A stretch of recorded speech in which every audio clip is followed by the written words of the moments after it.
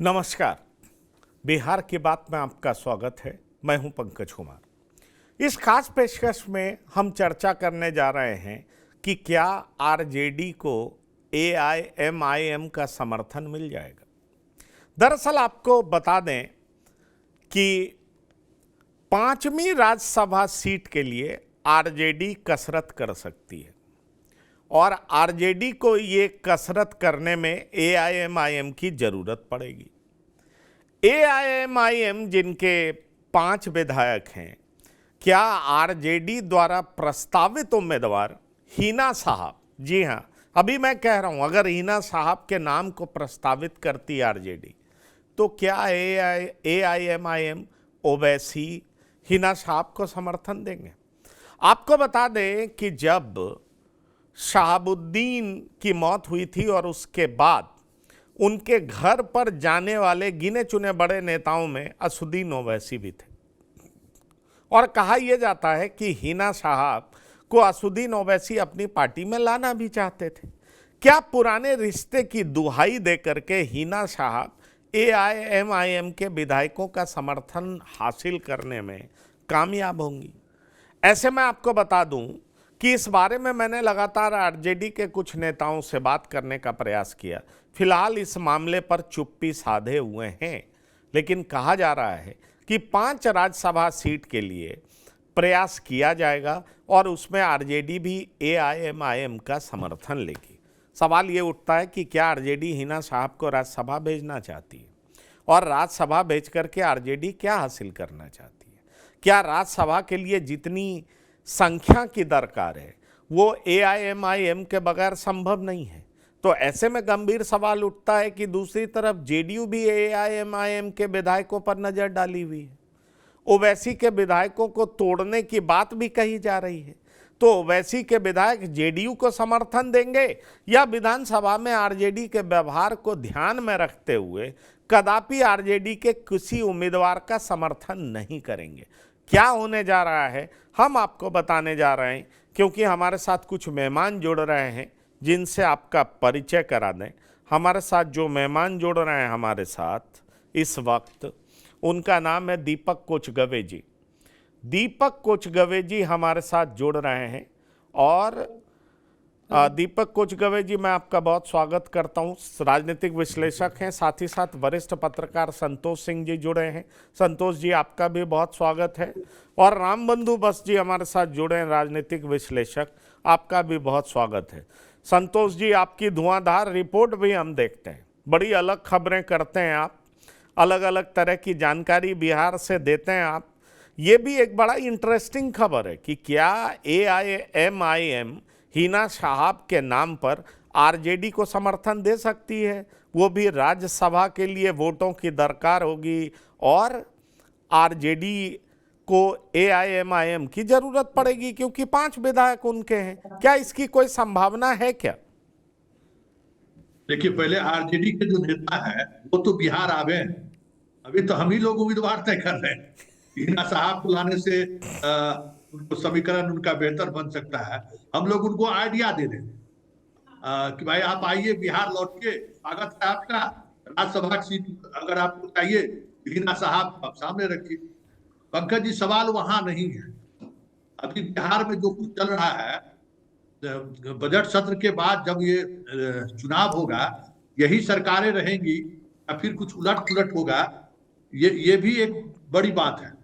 क्योंकि पिछले 48 घंटे से बिहार में जहां गवर्नेंस आके ठहर गया है, वो ठहराव संकेत सही संकेत नहीं है। इसलिए हमें लगता है कि तेजस्वी भी दिल्ली में दबे हुए हैं या जहां कहीं भी है, वो भी इंतजार कर रहे हैं कि वर्तमान सरकार में का जो इंटरेस्ट ऑफ क्लैश है आपस में, थोड़ा उसको जाहिर होना देना चाहते हैं।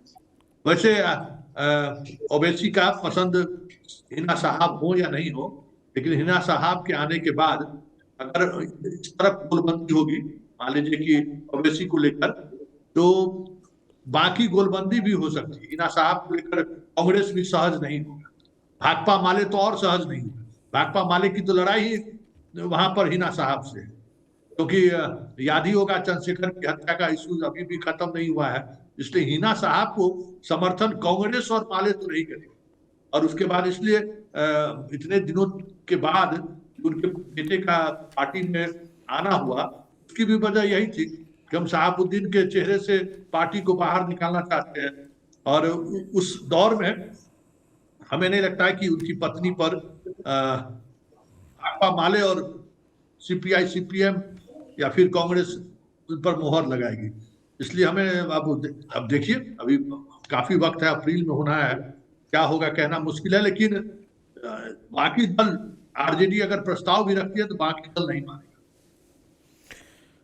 आरजेडी अगर प्रस्ताव भी रखती है, संतोष जी आप ये कह रहे हैं, तो क्या ओवैसी मानेंगे या नहीं मानेंगे? अगर हम विधानसभा का रिकॉर्ड देखें, ओवैसी ने बार बार आरजेडी से समर्थन मांगा, कहा अपने ग्रुप में ले लीजिए, गठबंधन में ले लीजिए, गाजे बाजे के साथ गए कई बार घर, लेकिन तब भी आरजेडी ने एआईएमआईएम को अपने पाले में नहीं लिया। ऐसे में गंभीर सवाल उठता है कि अब आरजेडी अगर 5वीं सीट के लिए, क्योंकि देखिए 4 सीट तो दो बीजेपी और जेडीयू को मिलेगा, इसमें कोई शक नहीं है, 5वीं सीट के लिए जो लड़ाई होगी उसमें कहा जा रहा है कि एआईएमआईएम अगर आरजेडी को समर्थन दे देती है और आरजेडी भी ऐसे उम्मीदवार को चुनती है जिनसे ओवैसी साहब का रिश्ता रहा है, नज़दीकियां रही हैं, तो आपको लग रहा है कि इसका हिना साहब के नाम पर ओवैसी को मना लेगी आरजेडी? ऐसी कोई संभावना दिखाई पड़ती है आपको? ओवैसी मान सकते हैं। ओवैसी हमें लगता है कि उनको मुसलमान उम्मीदवार होगा तो उनके लिए थोड़ा विरोध करना थोड़ा मुश्किल होगा। लेकिन बाकी जो पार्टी है ना महागठबंधन में, कांग्रेस हो या माले हो, इनको मानना बड़ा मुश्किल है। और जो खटास इन दिनों अभी कांग्रेस और आरजेडी के बीच सामने आ रहा है, वैसे में हिना साहब के चेहरे पर तो हमें नहीं लगता कि कहीं दूर दूर तक महागठबंधन में सहमति बनेगी। चाहे ओवैसी समर्थन दे दे फिर भी तो उनका अपने समीकरण में जो बातें सामने आ रही हैं उसमें थोड़ी असहजता है। और देखिए, जहां तक हमारी समझ है, आरजेडी 5वें सीट के लिए जो है सो मेहनत नहीं करेगी, क्योंकि उसको डर है उसका पार्टी टूटने का। पता चला कि चिराग की मां अगर खड़ी हो गई तब तो आरजेडी को उम्मीदवार खड़ा करने में भी परेशानी, जितना विधायक टूटेगा उनके लिए और परेशानी है कि उसी संख्या कम है। तो ज्यादा कोशिश ये होगा कि सर्वानुमति से अगर एक सीट अगर आरजेडी को दे दे नीतीश कुमार, तो भले जो जिनको उम्मीदवार वो बना दे, लेकिन सर्वानुमति नहीं होगी तो आरजेडी ये रिस्क नहीं लेगा अपने विधायकों को चुराने के लिए। देखिए, मौका के तलाश में है उनके विधायक, कि मौका मिले तो हम इनको पटखनी दे दें। और उस स्थिति में अब लालू परिवार है भी नहीं कि कोई बड़ा एक्शन ले ले वो। इसलिए ओवैसी फैक्टर ठीक है, हम लोग सोच सकते हैं उस पर, लेकिन आरजेडी के अंदर अब वो ताकत नहीं है कि छठे 5वें सीट के लिए कुछ जोड़ तोड़ करें और उनके साथ लोग करें। ठीक है, लेकिन दीपक कोचगवे जी, मुसलमान वोट बैंक को कंसोलिडेट करने का प्रयास आरजेडी करेगी ना, खास तौर पर इस लिहाज से जब कांग्रेस के नेता ये कह रहे हो और वो भी मुस्लिम लीडर कह रहे हो कि आरजेडी हमारे ऊपर बर्डन है, आरजेडी की वजह से हम हारते हैं, जंगल राज का तमगा हमारे ऊपर से हट नहीं पाता है और इसलिए हम हार जाते हैं। ऐसे में मुस्लिम वोट को लेकर के खींचातानी तो चलेगी, आरजेडी भले ही हार जाए, लेकिन ये करते हुए दिखना चाहेगी ना कि देखिए हिना साहब को हमने मदद करने का प्रयास किया, उसमें कांग्रेस ने मदद नहीं की या एआईएमआईएम ने मदद नहीं की, जो कि मुस्लिम पॉलिटिक्स करने का दावा करती है। तो असली शुभचिंतक तो हम हैं, ना कि एआईएमआईएम है, ना कि कांग्रेस है। ऐसा खेल खेलना आरजेडी तो चाहेगी अपनी राजनीति को बचाने के लिए। देखिए, सबसे पहली बात तो है कि तेजस्वी यादव कब आ रहे हैं, कैसे आएंगे, उनसे बातचीत होगी कि नहीं होगी, या लालू ने बात कर लिया है या राबड़ी से बात हो गई है। ये हवा में जो खबरें चल रही हैं लगातार, ये 5वीं सीट पर आरजेडी कोशिश करेगी। 35 सीट है सब मिला के, और एक सीट बहुजन समाज पार्टी मिला के 41 होता है। ये लगा जोरदार कहिए रहा है, रगड़ो जी, एक गणित है। मगर अभी तक हिना साहब के बारे में जिस तरह से चर्चा उठी है, ये बात सही है कि ओवैसी का उनके घर आना जाना हुआ है, और हो सकता है कि ओवैसी चाहे कि भाई एक मुस्लिम एमपी राज्यसभा में चला जाए, तो कम से कम मेरे उनके रिश्ते अच्छे रहेंगे, वो अलग बात है, बहुत सारी है। मगर दो चीज है, पांचवा सीट जो है पंकज जी, पांचवा सीट बहुत बड़ा एक्सक्लूसिव सीट है, जिसमें पांचवी सीट पर चिराग पासवान की भी नजर है, पांचवी सीट पर उपेंद्र कुशवाहा की भी नजर है, और पांचवें सीट पर बीजेपी की नजर है बहुत। देखिए ये चीज भी महागठबंधन के लोग देखेंगे कि क्या इक्वेशन बनता है। 164 सीट एमएलए की बदौलत वो अपना 4 सीट ले जाएंगे, बचेगा 38। तो 38, 39, 40, 4 सीट और चाहिए। तो 4 सीट में तेजस्वी यादव के लिए ऐसी टेस्ट होगा ना, कहीं 4 सीट की बगावत हो गई, 4 सीट चला के 5वां सीट बीजेपी को, एनडीए को मिल जाएगा, ये तमाम बातें चल रही। मगर जहां तक आपका जो सवाल है, वो सवाल में तेजस्वी यादव अपनी गलतियों को अब नहीं दोहराना चाहेंगे, वो सहमति देंगे कि हाँ आप आइए, हम 25 से हम 35 हमारा है, बाकी आप मिलके हीना साहब को महागठबंधन की ओर से भेजा जाए। मगर क्या ओवैसी, आपने कहा मान जाएंगे, देखिए ओवैसी मान जाएंगे, मगर एक चर्चा ये भी होती है कि ओवैसी मांग रहे हैं, मांगेंगे कुछ, एक विधान परिषद का सीट, या हो सकता है कि राजनीति में कुछ भी हो जाए, कहेंगे कि भाई मेरा उम्मीदवार आ जाए राज्यसभा के लिए, आप सब मदद कर दीजिए। तो ये सारी बातों को लेकर चर्चा है। और जहां तक राज्यसभा का ये चुनाव है, ये चुनाव हर एक दल के लिए बहुत महत्वपूर्ण है।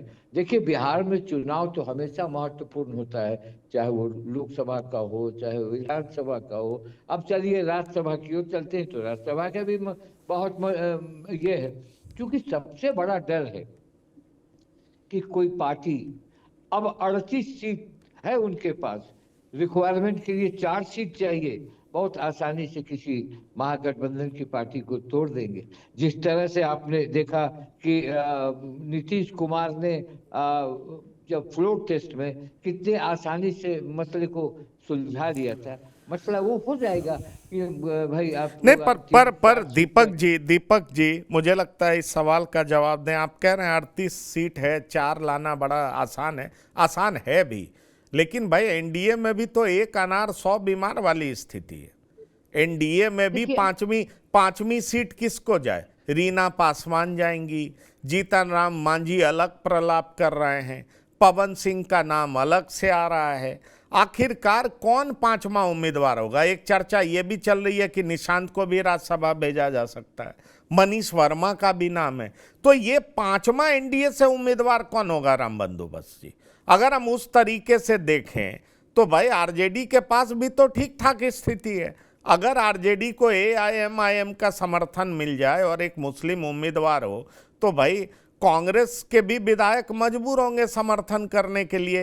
या आपको लग रहा है कि किसी भी तरीके से ये सीट विपक्ष के हाथ नहीं जाने वाली है, 5वीं सीट के लिए एनडीए ही मजबूत है? राम बंदोबस्त जी।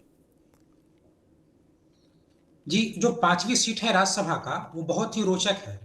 एनडीए में भी 5वीं सीट को लेकर के घमासान है। उपेंद्र कुशवाहा भी चाहते हैं, मांझी जी भी चाहते हैं, चिराग पासवान भी चाहते हैं।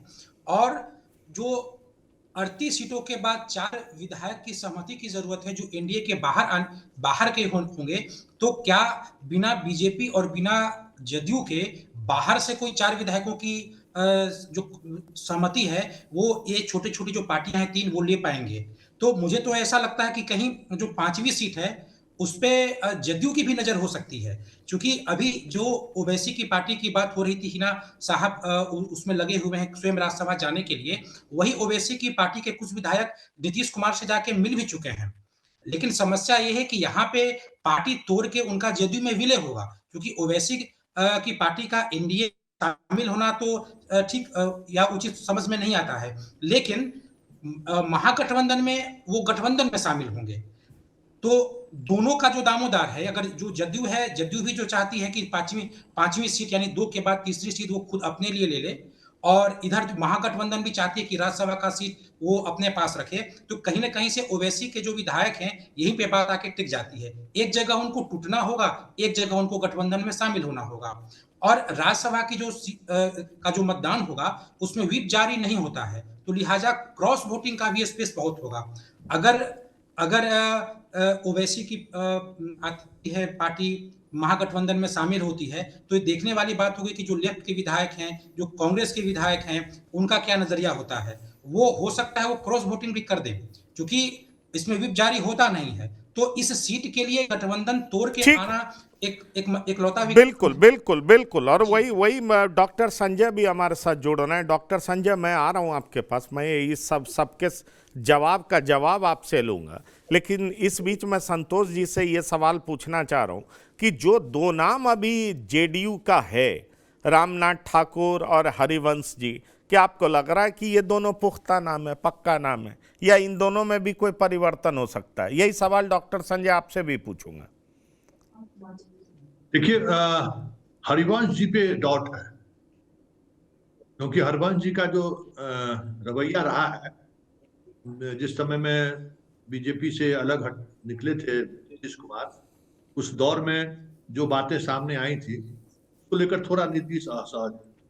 और एक हम जानकारी आपको दे दें, संजय सर बेहतर उस पर बताएंगे। पिछले 72 घंटे से दिल्ली और पटना में बहुत ही हॉट रिलेशन हो गया है, मतलब एकदम हॉट स्थिति है इस ठंड में। लगभग 42 आईपीएस अधिकारियों का प्रमोशन हुआ है और उसकी पोस्टिंग होनी थी। फाइल दिल्ली से पटना और पटना से दिल्ली होता रहा और अंततः नीतीश कुमार ने दस्तखत करने से इनकार कर दिया। हालांकि वार्ता शुरू हुई है, लेकिन उन्होंने इनकार कर दिया, फाइल पे मूवमेंट पे रोक लगा दिया है। तो ये कोशिश है उनको सीधे बनाने की। इसलिए विधानसभा चुनाव, फिर आपको राज्यसभा का चुनाव, इस बीच में बहुत सारी चीजें आपको उलट पुलट होते हुए दिख जाएगी। और जो आज 72 घंटे से जो चीजें बिहार में चल रही हैं, उसका रिफ्लेक्शन हरिवंश जी में दिख सकता है। हरिवंश जी को रिपीट ना करें। भाई कोटा तो इनका है, हरिवंश जी को जिस उद्देश्य से उन्होंने भेजा था, अब उद्देश्य का कोई मतलब भी नहीं है। वो बीजेपी की प्रवक्ता की तरह बात करते हैं, जदयू के कई ऑफिशियल स्टैंड के विपरीत जाकर उन्होंने अपनी बात रखी है। तो हमें लगता है कि हरिवंश जी को शायद रिपीट न किया जाए, 2 बार उठा ही चुके। नहीं तो पर डॉक्टर संजय, हरिवंश जी के जगह कौन हो सकता है? और ये 72 घंटे से फाइल पटना से दिल्ली, दिल्ली से पटना का जो कार्यक्रम चल रहा है, क्या लड़ाई इस बात की हो रही है कि सम्राट चौधरी जो है गृह मंत्री के रूप में फुल फ्लेजेड काम न कर सकें? किसी तरीके से जेडीयू की सरकार उस पे अंकुश लगाना चाहती है। और दूसरी बड़ी बात, अगर हरिवंश जी हटते हैं तो उनकी जगह किसको मौका मिल सकता है? नहीं, बिल्कुल मैं सहमत हूं कि हरिवंश जी पर थोड़ा सा डाउट है कि क्या वो रिपीट होंगे, तो उनके रिपीटिशन पर डाउट है और जो उनकी भूमिका रही है। और ये आईपीएस का जो फाइल है, इसमें केवल सम्राट चौधरी ही नहीं है, अंदरूनी कोऑर्डिनेशन का भी थोड़ा अभाव दिख रहा है। जिस तरह से ललन सिंह, विजय चौधरी नीतीश कुमार जी के साथ मिले हैं दिल्ली से लौटने के बाद, जिस तरह से यहाँ पर कुछ तरह की खबरें चल रही हैं, उसमें चीजें बहुत स्मूथ अभी नहीं दिख रहा। ठीक है, अप्रैल में राज्यसभा का चुनाव है, ये तो तय कर लेगी पार्टी, जिसमें कई नाम तो आप ही बोल रहे हैं कि पार्टी इनके बारे में भी सोच सकती है, उनके बारे में भी सोच सकती है। वो चाहे मनीष वर्मा हो, निशांत बिहार की राजनीति में रहेंगे और बिहार की राजनीति में उनकी मजबूत दखल अंदाजी होने जा रही है, संगठन में भी, और हो सकता है कि संगठन के बाद सरकार में। तो उस स्थिति में अभी कोई वैसी पुख्ता जानकारी मेरे पास नहीं है कि अगर उनका नहीं तो फिर और किनका, उसमें कई नाम हैं जिसके बारे में चर्चा है, लेकिन उन पर एक है कि क्या वो रिपीट होंगे या जेडीयू अब उतना उन पर भरोसा नहीं करती है जितना जेडीयू कभी पहले भरोसा करती थी। क्योंकि बीच में जब गठबंधन बदला था और फिर जिस तरह से उनकी निष्ठा रही थी बीजेपी के साथ, इसको लेकर के अंदर अंदर कहीं ना कहीं एक नाराजगी तो है और इस नाराजगी के ही कयास लगाए जा रहे हैं। ऐसा नहीं है, जा भी सकते हैं, ऐसा कुछ नहीं है कि राजनीति में कुछ सब कुछ वैसे ही रहता है, लेकिन थोड़ा अभी जिस तरह से उस दिन की फाइलें अटकी है और नीतीश कुमार जी ने सहमति नहीं जाहिर की, तो थोड़ा सा लग रहा है कि चीजें जो हैं वो थोड़ी कड़वाहट बढ़ी है। देखते हैं 14 जनवरी के बाद स्थितियां क्या शेप लेती है। अभी तो चीजें वहीं पर जाकर के ठहरी हुई है। बीजेपी जिस तरह से चाहती है कि हम डोमिनेट करें, नीतीश कुमार जी अपनी शर्तों पर राजनीति के आदी रहे हैं और अपने तरीके से, ठीक है गठबंधन में वो रहते हैं लेकिन शर्तें उनकी होती है, निर्णय उनका होता है और उनको नाराज कर करके या बीजेपी दबाव बना के कोई निर्णय करा लेगी उनसे कि अब थोड़ा सा ये निर्णय में आप ये कीजिए, ऐसा मुझे अभी तो नहीं दिख रहा। चलिए, नीतीश आपको धीरे-धीरे ये हो रहा है। आपको दिख नहीं रहा है, लेकिन यही तो बात हो रहा है कि इन 5 लोगों का कार्यकाल खत्म हो रहा है। दीपक कोचगवे जी, प्रेमचंद गुप्ता, एडी सिंह, हरिवंश नारायण सिंह, रामनाथ ठाकुर, उपेंद्र कुशवाहा। रामनाथ ठाकुर तो रहेंगे, इसकी मुझे पूरी संभावना दिखाई पड़ती है। और जिस तरीके से बिहार उत्तर प्रदेश की राजनीति है, रामनाथ ठाकुर को तो नहीं छू पाएंगे। अगर छुएंगे तो हो जाएगा कि भाई सीधा आपने कौन से ठाकुर का अपमान किया, इस बात को भी आप समझ रहे हैं। ऐसे में 2 सीट तो जेडीयू और बीजेपी के पास पक्की है और 5वीं सीट को लेकर के 2-4 विधायक कम हैं। अब इन 2 सीट पर भी जेडीयू किसको लाने जा रही है? अगर हरिवंश नारायण सिंह नहीं होंगे तो कौन कौन लोग हो सकते हैं, इसकी भी चर्चा मनीष वर्मा, निशांत, केसी त्यागी, इन सब का नाम चल रहा है। और अगर 5वीं सीट भी जेडीयू लेना चाहेगी तो किससे लेना चाहेगी? जीतन राम मांझी अलग घुड़की दे रहे हैं, चिराग पासवान अलग नज़र गड़ाए हुए हैं, ये आपको बेहतर पता है। और फिर और भी नाम है जिनको लेकर के चर्चा बड़ी जोर पर है। तो मैं यही जानना चाहता हूं कि एनडीए के तरफ से, खासतौर पर अगर जेडीयू के इन 2 सीट की बात करें और 5वीं सीट की चर्चा जो हमने शुरुआत में ही की कि क्या वो आरजेडी के पास जा सकती है अगर हिना साहब उम्मीदवार होते हैं, तो क्या कहना चाहते हैं? देखिए, जिस तरह से आपने कहा कि ये 2 नाम जनता दल यूनाइटेड की तरफ से है, एक रामनाथ ठाकुर और एक हरिवंश जी, तो कहीं ना कहीं मैं जो समझता हूँ, मेरी जो सोच है और मैं जो जानकारी प्राप्त कर रहा हूँ कि दोनों रिटेन करेंगे। इसलिए रिटेन करेंगे कि हरिवंश जी बहुत ही करीब हो चुके हैं एनडीए के टॉप ब्रास के, जैसे नरेंद्र मोदी के, चाहे अमित शाह के, और रामनाथ ठाकुर तो रहेंगे ही रहेंगे। जहां तक आपका पूछने है कि क्या और नाम फ्लोट कर रहा है, मुझे लगता है कि नीतीश कुमार दोनों को रिटेन करेंगे और नीतीश कुमार 5वीं पर नजर नहीं करेंगे। 5वीं पे नजर करने की जो कोशिश है वो हर हाल में एनडीए कर रही है कि मुझे 5वां सीट दो। 5वां सीट में क्या पवन सिंह होंगे, क्या उपेंद्र कुशवाहा को फिर भेजा जाएगा, क्या चिराग पासवान की माता जी या कोई अल्पसंख्यक देने की भी बात कर रहे हैं, उनकी उम्मीदवारी पर बात होगी। मुझे लगता है कि बीजेपी 5वां सीट लेके या तो पवन सिंह को, या चर्चा हुई, मैं कहूंगा तो लगेगा लोगों की पता नहीं कहां से बोल रहे। अभी हाल के दिनों में वीरेंद्र सहवाग लगातार बिहार में बड़े तरीके से बीजेपी के द्वारा लॉन्च किए गए थे, जिन्हें बीजेपी ने लाकर खेल की बात की और सम्राट चौधरी के यहाँ वो गए और सम्राट चौधरी के यहाँ से फिर वो सीधे चले गए, मुख्यमंत्री से नहीं मिले।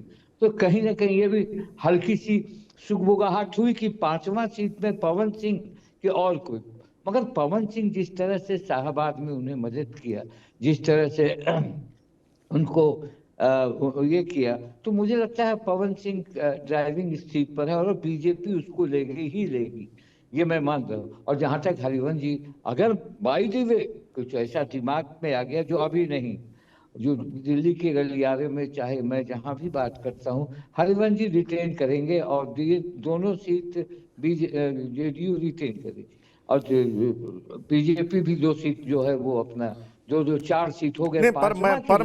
मैं ये समझ नहीं पा रहा हूँ, राम बंदोबस्त जी आ रहा हूँ, पर संतोष जी ये बताइए कि पवन सिंह भी बड़े तगड़े कंटेंडर हैं, पवन सिंह को लिया जाएगा क्या? और अगर पवन सिंह को लिया जाता तो आपको कोई संभावना दिखाई पड़ रही है कि उपेंद्र कुशवाहा को जेडीयू कोटे से ही ले लिया जाएगा हरिवंश जी की जगह? और 5वां सीट चिराग नहीं मानते हैं तो रीना पासवान 5वें सीट पर चली जाएंगी, इसकी संभावना आपको दिखाई पड़ रही है? क्योंकि देखिए, उपेंद्र कुशवाहा को अपने कोटे से लेने का फायदा भी जेडीयू को होगा। दरअसल एक बीच में चर्चा थी ना कि जेडीयू का एक ऑपरेशन चला था कि कैसे उपेंद्र कुशवाहा की पार्टी के विधायकों को अपने पाले में कर लेना और उसके बाद बीजेपी के बराबर संख्या कर लेना, और साथ ही साथ एक कुशवाहा में मैसेज भी जाएगा कि भाई ये कैसे कुशवाहा और कुर्मी की पार्टी है, आधार वोट बैंक इन्हीं का है, और सम्राट चौधरी को बेहतर तरीके से काउंटर भी करेगी जेडीयू। दरअसल अगर अभी आप कहें तो विपक्ष के रूप में आरजेडी दिखाई नहीं पड़ती है, ये सत्ता पक्ष के ही दो घटक दल, कोई पक्ष है कोई विपक्ष है, यही भूमिका नजर आती है, क्योंकि विपक्ष तो नगण्य दिखाई पड़ता है। आपको लगता है इसकी संभावना बड़ी ज्यादा हो जाएगी क्योंकि जेडीयू ओबीसी पॉलिटिक्स की धार को मजबूत कर देगी और इसलिए रामनाथ ठाकुर उपेंद्र कुशवाहा दोनों होंगे? देखिए, उपेंद्र कुशवाहा संभावनाएं बन सकती हैं अगर राजनीति में थोड़ा भी खटास बीजेपी के साथ बढ़ा तो, क्योंकि अभी सब कुछ रिश्ता जदयू और बीजेपी के बीच क्या रिश्ता रहता है इस पर निर्भर करता है। अगर जदयू को ये लगने लगेगा कि भाई बीजेपी कुछ ज्यादा दबाव बना रही है तो ऑब्वियसली है कि वो उपेंद्र कुशवाहा को राज्यसभा भेजकर फिर एक दिल्ली में बैठकर गाली देने वाला वो आदमी मिल जाएगा, और वो भी पिछड़ा समाज का आदमी है। संजय झा बीजेपी पर अटैक नहीं कर सकते, ललन सिंह अटैक नहीं कर सकते, लेकिन उपेंद्र कुशवाहा कर सकते हैं। लेकिन ये सब कुछ निर्भर करेगा इस बात को लेकर कि दोनों के रिश्ते में अगर जो अभी खटास दिख रही है, जिस बात को लेकर जीत चल रहा है, अगर ये जीत लंबा खींचा फिर बिहार की राजनीति में कुछ भी हो सकता है, इतना ही मान ली, क्योंकि बहुत ही स्मूथली मतलब चीजें को नीतीश कुमार ले जाने की कोशिश कर रहे हैं। बीजेपी भी चाह रही है कि बंगाल और यूपी चुनाव से पहले कुछ इधर उधर न करें, लेकिन अगर स्थिति वैसी बनेगी तो फिर नीतीश कुमार अलग लाइन लेने में तो माहिर रहे ही है, कुछ भी अलग लाइन लेंगे, साथ में हम हैं लेकिन मेरा लाइन अलग है। तो ये चीजें हो सकती है कि उपेंद्र कुशवाहा अब जब सम्राट चौधरी से नीतीश असहज हो जाएंगे तब तो इस खेल में तो नीतीश माहिर है। किसी को अगर जगह दिखाना हो, किसी को राजनीतिक तौर पर हैसियत जतानी हो, इसके तो मास्टर खिलाड़ी रहे हैं 20 वर्षों से, तो यही करके बिहार में राज करते आ रहे हैं। उपेंद्र कुशवाहा बेस्ट चॉइस हो सकता है उनके लिए। जी चलिए, मैं वही राम बंधु बस से पूछना चाह रहा हूं कि देखिए, वो कहते हैं ना, एक अनार 100 बीमार, सब कॉम्पिटेंट दिख रहा है भाई। बहुत दिन से दिल्ली में केसी त्यागी भी बैठे हुए हैं, उनके बारे में भी कहा जा रहा है कि नीतीश कुमार कैसे उनको अकोमोडेट करेंगे, क्या स्थिति बनेगी? राम बंधु बस जी, यही सवाल मैं आपसे पूछना चाह रहा हूं, क्या आपको लग रहा है कि जेडीयू के स्कीम ऑफ थिंग्स में अगर कहा जाए चलिए 2 सीट पक्के हैं तो 2 पक्का उम्मीदवार कौन है, और 5वां सीट भी जेडीयू एनडीए को मतलब बीजेपी को दे देगी? क्योंकि नितिन नवीन भी तो राज्यसभा जाएंगे, वो तो बीजेपी के ही कोटे से जाएंगे, उनकी भी चर्चा है। तो राज्यसभा जा कौन कौन रहा है?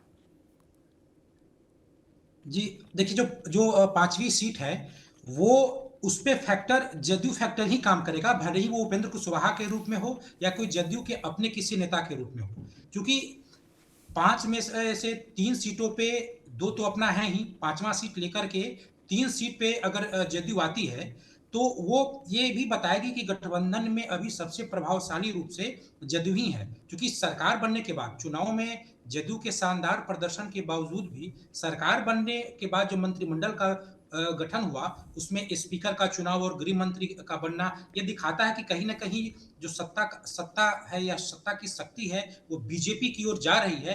तो इसी का जो खटास है वो राज्यसभा चुनाव में दिखेगा।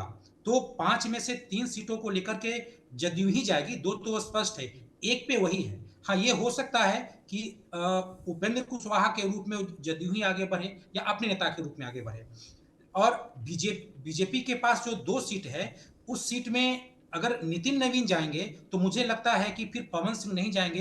क्या 2 सवर्ण को बीजेपी भेज देगी, क्योंकि जातिगत समीकरण भी तो साधना होता है। तो ऐसे में कभी-कभी कहीं-कहीं से खबर ये भी आ रही है कि कहीं नितिन नवीन राज्यसभा न जाएँ, क्योंकि स्वयं अमित शाह जब राष्ट्रीय अध्यक्ष थे, तो विधायक के रूप में ही थे, और नितिन गडकरी भी जब अध्यक्ष थे, तो एमएलसी के रूप में ही वो अध्यक्ष रहे हैं। तो विधायक के रूप में भी वो राष्ट्रीय अध्यक्ष का कार्यभार नितिन नवीन संभाल सकते हैं। अगर नितिन नवीन राज्यसभा नहीं गए, तो तब मुझे लगता है कि पवन सिंह को भेजा जाएगा। लेकिन पवन सिंह और नितिन नवीन दोनों साथ-साथ चले जाएँगे, इसमें मुझे शंका है। 2 सवर्ण को एक साथ बीजेपी भेजेगी नहीं। और अगर उपेंद्र कुशवाहा अगर 5वीं सीट अगर नीतीश कुमार के नेतृत्व में अगर उपेंद्र कुशवाहा गए, तो गए, अगर नहीं गए, तो मुझे लगता है कि जदयू से कोई अल्पसंख्यक समाज का कोई नेता जाए। और रामनाथ ठाकुर जी रहेंगे, लेकिन हरिवंश नारायण सिंह के बारे में मुझे भी लगता है कि उनको बदला जाएगा। उस सीट पे हो सकता है, जैसे कि मनीष वर्मा का नाम आ रहा हो, या कोई अन्य नेता भेजे जा सकते हैं। लेकिन निशांत जी के बारे में मुझे नहीं लगता है कि वो आएँगे और राज्यसभा जाएँगे। वो भी बिहार में रहेंगे। बिहार में वो संगठन के रूप में रहेंगे। वो ये हो सकता है कि आगे चल के एमएलसी बन जाए, लेकिन उनको केंद्र में या कम से कम राज्यसभा में नहीं भेजा जाएगा, ऐसा मुझे लगता है। तो ये राज्यसभा का जो चुनाव है, वो ऐसे तो आंकड़ों के अनुसार एनडीए के लिए सहज है, क्योंकि विधायक इनके पास सबसे अधिक हैं, और इसमें क्रॉस वोटिंग भी होती है। 38 के बाद 5वीं सीटों में 38 तो खुद अपने हैं, 4 क्रॉस वोटिंग करके लेना आसान है। लेकिन ये बीजेपी और जदयू के बीच जिस तरीके से खटास हो रही है, उसको लेकर के राज्यसभा सीट का जो चुनाव है, वो रोचक हो गया है। अब इसमें देखने वाली बात है कि इसमें जदयू अपना प्रदर्शन कैसे करती है, और 5वीं सीट जीतन राम मांझी या चिराग पासवान, इन दोनों के बदले में वो अपने पास रखती है या उपेंद्र कुशवाहा को देती है। जी चलिए, आप ये कह रहे हैं अपने पास रखती है या उपेंद्र कुशवाहा को देती है। डॉक्टर संजय, अगर मैं मोटा मोटी पूछूं तो आपको 5 मोस्ट प्रोबेबल कैंडिडेट एनडीए के राज्यसभा में कौन दिखाई पड़ रहे हैं? नहीं, 2 तो हैं ही। बीजेपी से वो नितिन नवीन जी जाएं, पवन सिंह जाएं। 2 तो वीरेंद्र सहवाग की भी प्रबल दावेदारी मुझे जो जानकारी है मिल रही है उनको। और जेडीयू में नीतीश कुमार जी की एक आदत रही है बैलेंस करने की। अगर सम्राट चौधरी का बहुत कद बढ़ेगा, तो वो बैलेंस करने के लिए उपेंद्र कुशवाहा जी को भेज सकते हैं। ऐसा कुछ नहीं है कि वो नहीं भेज सकते हैं। ये इस तरह की राजनीति के नीतीश कुमार बड़े माहिर खिलाड़ी रहे हैं कि चलो भाई, कुशवाहा फैक्टर में एक बैलेंस करने के लिए हम इनको भेज दें। एक दूसरी तरफ जेडीयू से एक उम्मीदवार रामनाथ ठाकुर जी, चूंकि केंद्र में मंत्री हैं, इसलिए हमको लगता है कि वो रिटेन करेंगे। हरिवंश जी भी रिटेन कर सकते हैं। ऐसा नहीं है कि जिस तरह से अगर एनडीए में सब कुछ सहज रहा, रिश्ते अच्छे रहे, तो ऐसा नहीं है कि इतना कोऑर्डिनेशन खराब हो जाएगा कि हरिवंश जी के लिए अगर बीजेपी अड़ जाएगी कि भाई ये जाएंगे, तो जेडीयू बहुत कुछ। बीच में कई लोग अब आ गए हैं ना, संजय झा हैं, ललन सिंह हैं, कई लोग हैं उस भूमिका में, जिनको कि समझाया जा सकता है, मनाया जा सकता है कि भाई कहिए मुख्यमंत्री जी को और इनको रिटेन करें। तो हरिवंश जी रिटेन कर सकते हैं। तो 2 प्रोबेबल नाम में बीजेपी में जो मुझे लगता है, उसमें पवन सिंह का एक नाम मुझे लगता है कि पवन सिंह जाएंगे।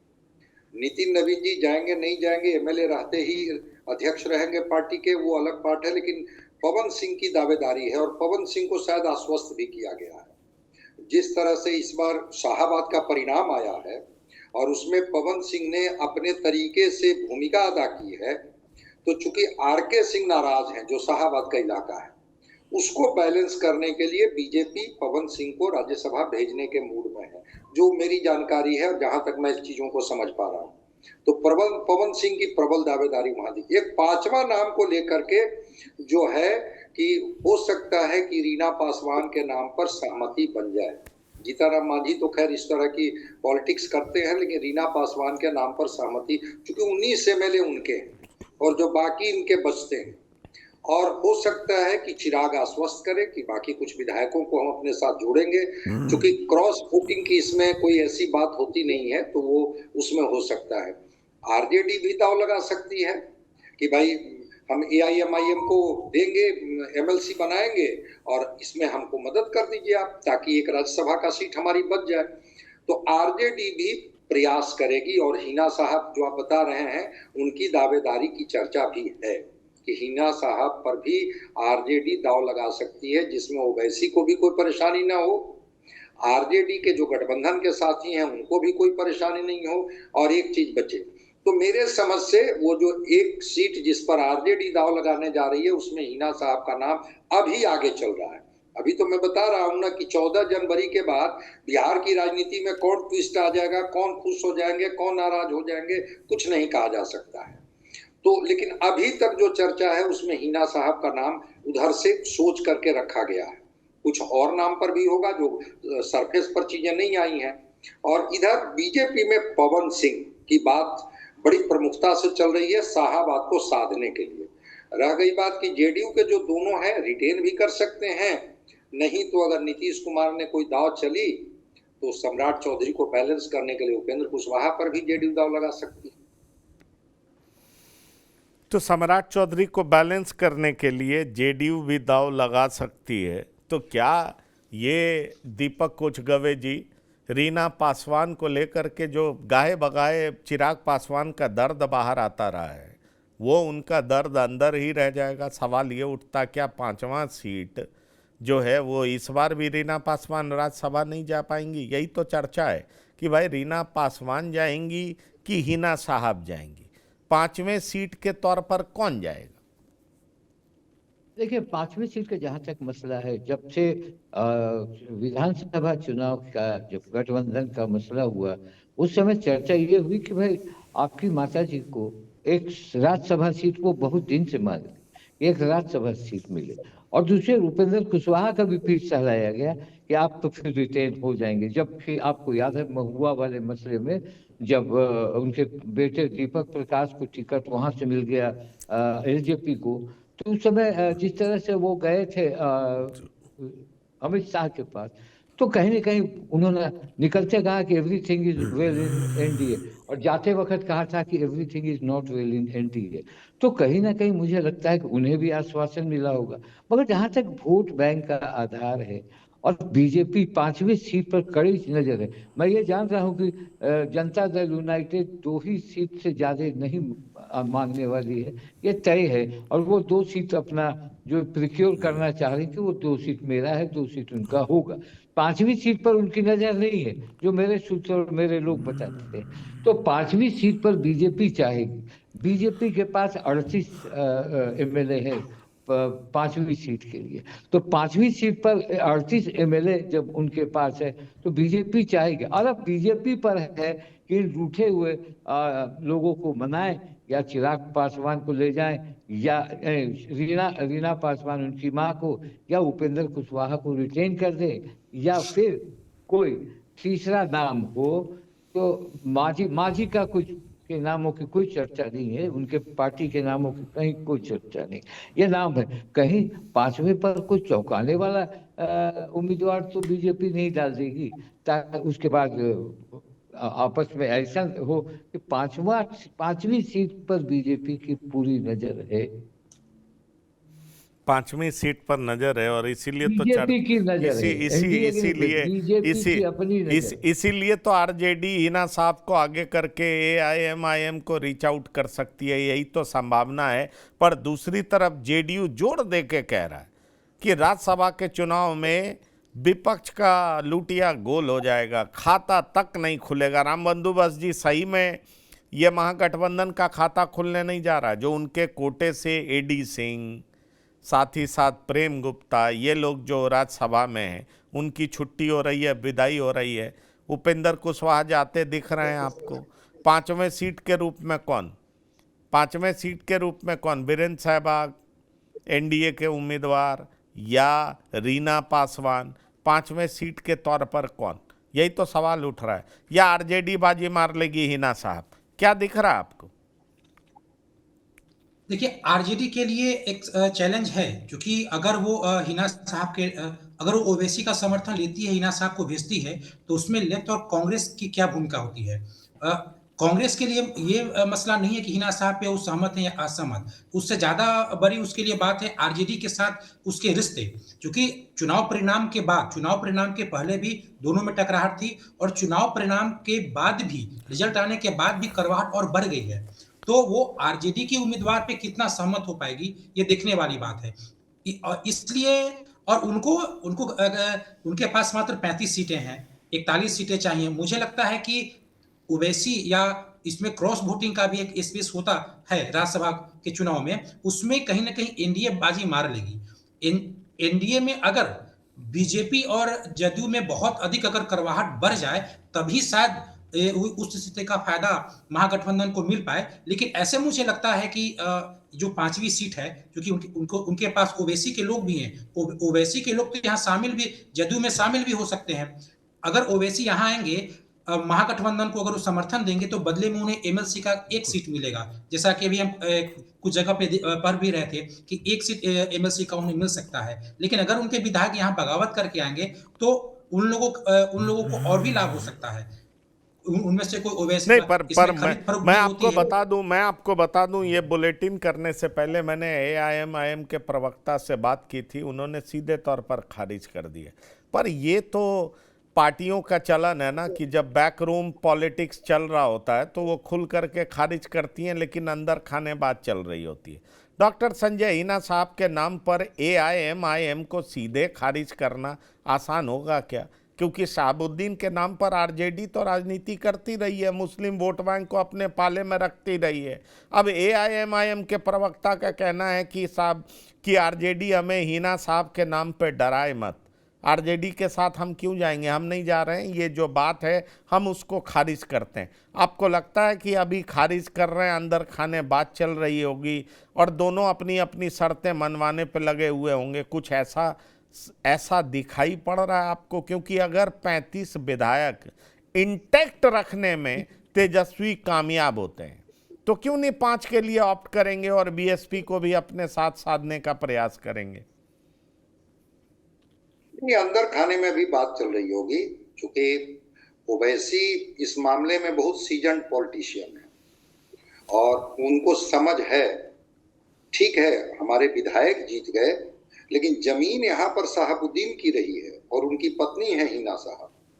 इसलिए हिना साहब के नाम पर अगर ये स्टैंड अगर बदलते हैं तो इसके फायदे तो इनको नहीं मिलेंगे बिहार में। इस बात को इनको खूब समझ है। जिस माइनॉरिटी की ये राजनीति करते हैं वहां पर इनको इसका फायदा नहीं मिलेगा। लेकिन वो तब तक डील कर रहे होंगे कि भाई एमएलसी हमको ये कम से कम मिली है, आश्वस्त कीजिए। चलिए, आश्वस्त करिए। और यही तो दिलचस्प खेल है डॉक्टर संजय, यही तो दिलचस्प खेल है। और इस दिलचस्प खेल में कौन बाजी मार ले जाता है, ये देखना दिलचस्प होगा। क्या नीतीश बाजी मार ले जाते हैं? क्या बीजेपी बाजी मार ले जाती है? क्या उपेंद्र कुशवाहा बीजेपी और जेडीयू के बीच के टसल का फायदा ले जाते हैं? या क्या चिराग, जो अक्सर ऐसे मौके पे छक्का मार के जीतते हुए नजर आते हैं, क्या रीना पासवान अपनी मां को चिराग राज्यसभा भेज करके मानेंगे? क्या होने जा रहा है? ये गंभीर सवाल है, क्योंकि ओवैसी के लिए भी हिना साहब के नाम को सीधे डिस्कार्ड कर देना बिहार में राजनीति करने के लिए आसान तो होगा नहीं। इसलिए आरजेडी इस नाम पर जरूर खेल खेलना चाहेगी। बहरहाल जो भी होगा हम आपको बताते रहेंगे। राम बंदोबस्त जी, संतोष सिंह जी, दीपक कुचगवे जी, डॉक्टर संजय कुमार, बिहार की बात में शिरकत करने के लिए बहुत बहुत धन्यवाद और शुक्रिया। तो बिहार की बात में इतना ही। ताज़ा तरीन खबरों के लिए आप लगातार देखते रहिए TV9। धन्यवाद, नमस्कार।